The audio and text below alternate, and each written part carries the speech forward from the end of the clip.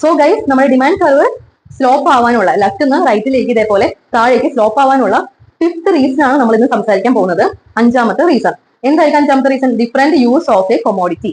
അതായത് നമ്മുടെ ഒരു കൊമോഡിറ്റിക്ക് മൾട്ടിപ്പിൾ യൂസ് ഒരു വീട്ടിൽ ഉണ്ടെങ്കിൽ അതിനെ പറ്റിയാണ് ഈ ഒരു റീസൺ പറയുന്നത്. Different use of a commodity. Example പറയുകയാണെങ്കിൽ മിൽക്ക്, പാല്.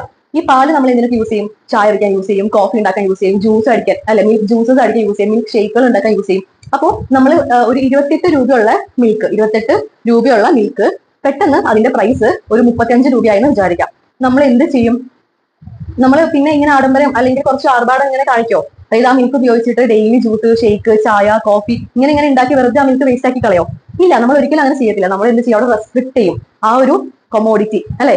ആ ഒരു മൾട്ടിപ്പിൾ യൂസ് ഉള്ള കൊമോഡിറ്റിയുടെ യൂസ് അവിടെ റെസ്ട്രിക്ട് ചെയ്തിട്ട് നമ്മൾ അതിന്റെ പ്രൈമറി പർപ്പസിന് വേണ്ടി മാത്രം യൂസ് ചെയ്യും.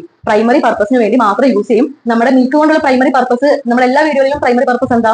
ചായ, അല്ലെ? നല്ലൊരു ചായ കുടിക്കാനാണ് നമ്മൾ എപ്പോഴും മിൽക്ക് യൂസ് ചെയ്യുന്നത്. അപ്പോൾ നമ്മൾ എന്ത് ചെയ്യാണ്? അവിടെ ഈ നമ്മുടെ കൊമോഡിറ്റിയുടെ പ്രൈസ് കൂടുമ്പോൾ അവിടെ നമ്മളുടെ ആഗ്രഹങ്ങളെ റെസ്ട്രിക്ട് ചെയ്തിട്ട്, ആ ഒരു യൂസസ് റെസ്ട്രിക്ട് ചെയ്തിട്ട് പ്രൈമറി യൂസിന് മാത്രം ഇമ്പോർട്ടൻസ് കൊടുക്കുന്നതിനെയാണ് different use of a commodity എന്ന് പറയുന്നത്. ഓക്കെ, അപ്പൊ അതിന്റെ പ്രൈസ് കൂടുമ്പോൾ അതിന്റെ യൂസ് റെസ്ട്രിക്ട് ആവും. അപ്പൊ അതും ഒരു റീസൺ ആണ് നമ്മുടെ സ്ലോപ്പ് ഡൗൺവേർഡ് ആവാനുള്ളത്. മനസ്സിലായെന്ന് വിചാരിക്കുന്നു. ഓക്കെ,